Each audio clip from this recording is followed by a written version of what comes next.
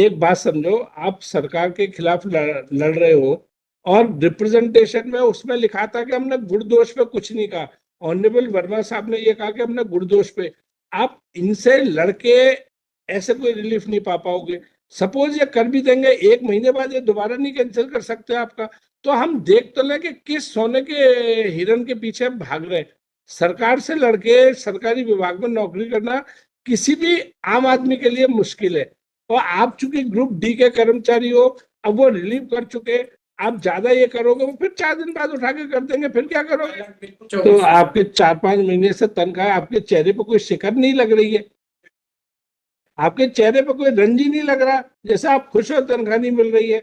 ये पिटिशनर है, इनका कहना है कि मेरे पास छोटा मोबाइल है और ये नंबर। आप दिखाओ, अपना मोबाइल दिखाओ। इनके साथ दिक्कत ये है ना कि वहां भी ड्यूटी उनको नहीं किया यहाँ पे भी ये आज अब तो देखो, आपको नैब केस ही लगाना पड़ेगा, अब कुछ नहीं हो सकता। शिवशंकर, आपके पास 2 मोबाइल नंबर है कि पहले आपके पास था टच स्क्रीन वाला? पहले नहीं, पुराने समय में, या अक्टूबर 24 में? इनकी वाइफ की तबीयत खराब रहती है, इस कारण से, क्योंकि दूसरे जिला में इनका ट्रांसफर किया गया था, आर्डर भी गलत, आर्डर में भी करेक्शन नहीं किया गया, उसको सतना जिला माना गया जबकि वो मैहर जिला में। तो बिना करेक्शन के चालू करो, अपना फोन चालू करो। कई समस्याएं हैं इस आर्डर में, कई गलतियां हैं। क्योंकि तुम अभी अपने वकील साहब को फोन लगाओ, इस नंबर से फोन लगाओ, चालू करो अभी। इसमें व्हाट्सएप का जो प्रिंट हमने वो किया है, ऊपर आ रहा है गुप्ता चौकीदार। नहीं, एक्चुअली चूंकि है इसीलिए मैं कह रहा हूँ ना। सर्विस करता था और मुझे जो है तो जिले के बाहर स्थानांतरण बिना सक्षम अधिकारी की स्वीकृति के और बिना संशोधन के एक अच्छी मुक्त किया गया है। ये वकील साहब को दे दो। अब तो देखो, इन्होंने आपको रिलीव कर दिया, अब कुछ नहीं हो सकता, आपको नया मुकदमा लगाना पड़ेगा। एक बात समझो, आप सरकार के खिलाफ लड़ रहे हो और रिप्रेजेंटेशन में उसमें लिखा था कि हमने गुण दोष पे कुछ नहीं कहा। ऑनरेबल वर्मा साहब ने ये कहा कि हमने गुण दोष पे। आप इनसे लड़के ऐसे कोई रिलीफ नहीं पा पाओगे। सपोज ये कर भी देंगे, 1 महीने बाद ये दोबारा नहीं कैंसिल कर सकते आपका। तो हम देख तो ले कि किस सोने के हिरन के पीछे भाग रहे हैं। सरकार से लड़के सरकारी विभाग में नौकरी करना किसी भी आम आदमी के लिए मुश्किल है। और आप चूंकि ग्रुप डी के कर्मचारी हो, अब वो रिलीव कर चुके, आप ज्यादा ये करोगे वो फिर 4 दिन बाद उठा के कर देंगे, फिर क्या करोगे? बिल्कुल कर दें, एक बार ऑर्डर देख लिया जाए। ऑर्डर देख लिया, जिला लिखा है वो जिला सतना लिखा है, जबकि वो मैहर जिला है। बिना ऑर्डर में सुधार किए आप यार, उस समय सतना था ना, मैहर तो बाद में हो गया। अभी का ऑर्डर है 2024 का, मैहर से पहले 2024 का ऑर्डर, माइनस 16/10/2024 का। पहले वो सपना में ही आता था, मैहर में आने। मैं एफिडेविट दे दूंगा इस विषय का। 16/10/2024 वो मैहर था ना, उसमें ऑर्डर में करेक्शन किया, आप रिलीव कैसे कर सकते हो? 2 दिन बाद आप रिलीव कर दो माइलॉर्ड, उसका भी मैं रिजॉइंडर में दूंगा। अधिकारी ने इनके साथ मारपीट किया। अरे एक बात बता दो, जब आपने पिटीशन फाइल किया, आपने खुद डिस्ट्रिक्ट सतना लिखा है? आपने खुद डिस्ट्रिक्ट, तो है ये, आप खुद डिस्ट्रिक्ट सतना हो, आपने मैहर खुद नहीं लिखा? नहीं, क्योंकि उस ऑर्डर में लिखा था माइलॉर्ड, डिफॉल्ट आ जाता, इस कारण। अब ये फिर वही, मतलब वो अगर सतना लिखे तो गलत है, आप सतना लिख दो तो सही हो। नहीं, डेट पिटीशन में सतना लिखा है, नहीं मैहर लिखा है। पहला पेज देखो, पैरा 5 में मेरी। अरे आपका जो पिटीशन है कंटेम्प्ट केस, पहला पैरा देखो। ग्राम माधवगढ़, तहसील रघुराज नगर, डिस्ट्रिक्ट सतना। हाँ, तो माधवगढ़ तो सतना में, माइलॉर्ड जहां मेरा ट्रांसफर हुआ था रामनगर में, वो न्यू रामनगर, वो मैहर। ये सब यार, माधवगढ़ में तो हम पोस्टेड ये सब फालतू की बात है। मैंने वो ट्रांसफर पॉलिसी में लिखा है ना, ग्रेड 4 के कर्मचारी को आप आउट ऑफ डिस्ट्रिक्ट नहीं कर सकते।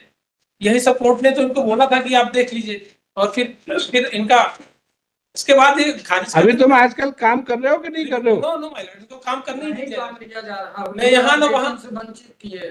तो फिर तुम्हें वैसे भी एक वेतन के लिए फिर एक रिट पिटीशन लगाओगे। तुम्हारा इसमें क्या क्या सुधार होगा? अरे आपको तो सुनो, आप रोजी रोटी कैसे चल रही है? तनख्वाह नहीं मिल रही ना, काहे की दुकान लगाई फिर? तो दुकान भी नहीं लगा रहे, फिर घर का खर्चा कैसे चल रहा है? इसी तरह हमें पहले भी चलाने में साहब हमको 6 महीने अरे भाई, अभी कितने कितने साल से तनख्वाह नहीं मिल रही है आपकी? वही ट्रांसफर डेट ये आपके 19 अक्टूबर 2024। तो आपके 4-5 महीने से तनख्वाह, आपके चेहरे पर कोई शिकन नहीं लग रही है? आपके चेहरे पर कोई रंज ही नहीं लग रहा, जैसे आप खुश हो तनख्वाह नहीं मिल रही है? जाके ज्वाइन कर लो भाई, फिर बाद में दोबारा लगा देना। जाके ज्वाइन कर लो, फिर एक बार देखो, बात सुनो, जैसे आपका गुरूर है या अहम आपके आड़े आ रहा है, अफसर का भी एक गुरूर और अहम होता है कि देखो हमने ये ट्रांसफर कर दिया, लेकिन ये आदमी कोई नहीं, विभाग में ऐसी छवि नहीं होनी चाहिए। आपकी बात में ये होनी चाहिए, सुनो, हमारे जज लोगों का भी तबादला होता है, जैसे डिस्ट्रिक्ट जज लेवल पे, उन सबसे जिसमें हम भी रह चुके हैं, एक ही बात कही जाती है, आपको अगर ट्रांसफर से कोई गिला शिकवा है, आप पहले जाइए, ज्वाइन करिए और फिर रिप्रेजेंटेशन होइए। तो ये सब विभागों का फंडामेंटल रूल है। आप जहां जा रहे हो, कोई तकलीफ आप दोबारा कर दो। अब ये 84 में हूँ, मुझे चौकीदार में काम के लिए कर रहे हैं, और चौकीदार से 18 घंटे काम लिया जाता है। मेरी पत्नी ब्रेन हेमरेज और लकवा से पीड़ित है, परफेक्ट है। एक बात बताओ, चौकीदार से 18 घंटे कैसे काम किया जाता है? आप उसका भी रिप्रेजेंटेशन कर दो ना, कि भाई हमें, अब देखिए असलियत क्या आ रही है, मुझे ट्रांसफर से कोई गिला शिकवा नहीं है, मुझे चौकीदार से। अब ये और बात बता दें, ये भी एक पनिशमेंट होता है कि जो चपरासी दिन में परेशानी ज्यादा करता है, उसे चौकीदार लगा देते। तो वो भी चौकीदार भी, कई केस ऐसे ही आए कि जाके दारू पी के सो जाता है, बस रात को दरवाजे अंदर सो जाता है। लिखा है, इसीलिए ऑर्डर गलत। इसमें ये है वृत्त पद पे इनको चौकीदार लिख के इनका ट्रांसफर कर दिया जाता है। नहीं, बस सुनिए, दोनों इक्विवेलेंट पोस्ट है, चौकीदार और दोनों एक ही कार्डर में रहते हैं, अलग अलग नहीं। अनलेस किसी विभाग ने चपरासी का अलग कार्डर बनाया हुआ है, चौकीदार के लिए अलग रूल्स है, वरना कार्डर एक है, दोनों को तनख्वाह बराबर मिलती है, और ये सब चेंज होते रहते हैं। ठीक है मैडम, मेरा बस इतना सा कहना है कि ये रिप्रेजेंटेशन अपर सचिव को डायरेक्शन हुआ था, वो डिसाइड कर दें, क्योंकि इनकी जो जिन्होंने डिसाइड किया है वो मेला फाइडली डिसाइड किया है। उसका कारण ये है मैडम, मैं रिजॉइंडर नहीं पेश कर पाया हूँ, इनके साथ मारपीट हुई थी जिसकी शिकायत इन्होंने की थी और कंप्लेन केस फाइल किया अपने नगर परिषद। ये कंप्लेन केस में कोर्ट ने संज्ञान लिया है। नहीं, देखिए, इसमें रिट कोर्ट के ऑर्डर में कहीं नहीं लिखा था कि कोर्ट डिसाइड करेगा। कॉम्पिटेंट अथॉरिटी को लिखा है, बस कॉम्पिटेंट अथॉरिटी वही है माय लॉर्ड। आप जिन्होंने ट्रांसफर किया पूरा सर्विस जुडिस्प्रूडेंस इन्हीं के केस में डिसाइड करवाओगे आप, कौन कॉम्पिटेंट अथॉरिटी है, फलाना। दो दिन बाद रिलीव किया जा रहा है। ये और वो भी इसकी लिबर्टी ले लें, इसको चैलेंज कर दें। ये बात देखिए, हम सब आपके चौकी, एक बात बात बताओ, आप इनके चौकीदार के साथ हो कि नहीं? हाँ कि ना? मैं भी इसके साथ हूँ, लेकिन सवाल ये है, ये कह रहा कि जो वकील साहब दवाई खिलाएंगे वही खाएंगे, हम लोग जो दवाई बता रहे हैं तैयारी नहीं है उस दवाई को खाने, ठीक कैसे होगा ये? आप नया पिटीशन लगा लो, उसमें आपको फायदा है, इसमें आपको रिलीफ नहीं मिल सकती, इतनी सब इंक्वायरी नहीं होती है, इसमें हम जानबूझ के अवहेलना का दोषी नहीं पा सकते। देखो, अगर हो सके तो एक लाइन जोड़ दीजिए इनको वहां पे ज्वाइन करने के लिए, ज्वाइन कर लेंगे, जिससे इनकी सर्विसेज तो कम से कम ब्रेक ना हो, वहां पे भी ज्वाइन नहीं कराया जाना।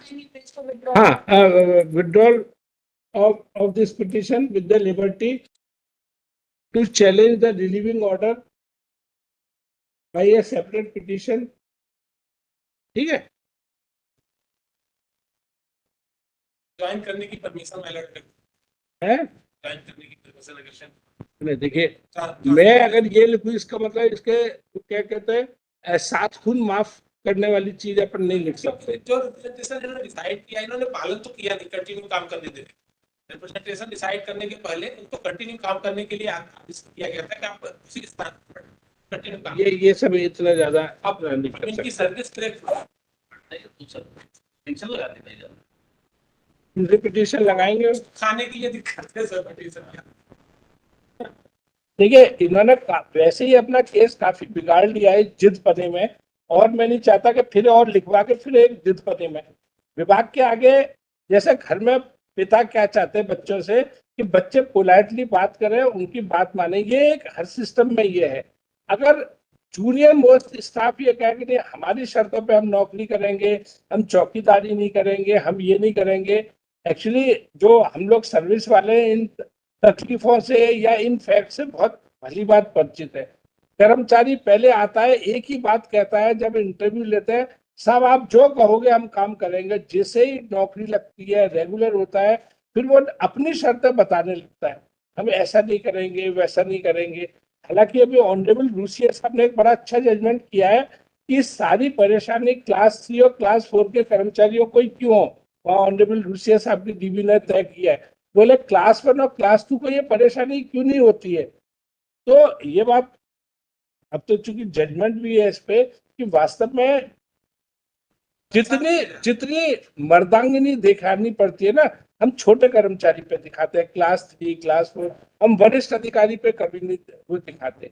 उनका कुछ नहीं होता, सारी अकड़ और सारा साहबीपना छोटे कर्मचारियों पे ही दिखाया जाता है। लेकिन इसमें आपने चूंकि तब से इतने महीनों से आप गए नहीं, आपके लिए उचित रहेगा सबसे पहले आप ज्वाइन करें। फिर अगर चुप रहो यार, तुम बात ज्यादा करते हो, सुनते कम हो, फिर उसके बाद जो भी हो आप फिर इनसे पिटीशन फाइल करिए, सब माफ कर दिया जाएगा। सब वो होगा कि भाई किस फ्रेम ऑफ माइंड में थे। लेकिन आप पिटीशन फाइल करोगे तो कंसिडर आप उसमें यही कहोगे साहब मर्जी पिटीशन है और ये ऐसा हो गया, रिलीफ मिलेगी, है ना। चलिए।